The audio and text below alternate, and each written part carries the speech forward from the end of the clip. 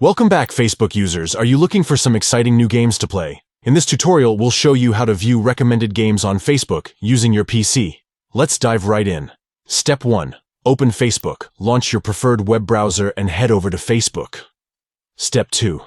Click on the games icon from the upper bar. Look for the game controller icon and give it a gentle click. Step 3. From the left panel, click on All Games.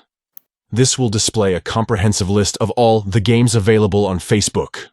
Step 4. Next to Sort By. Click on the drop-down menu to open it. This will reveal various sorting options. Step 5. Select Recommended from the drop-down menu. Facebook will now display a list of games that are recommended based on your interests and preferences. And there you have it. By following these simple steps, you can easily view recommended games on Facebook using your PC. Discover new and exciting games tailored just for you. Don't forget to subscribe to our channel for more helpful tutorials like this.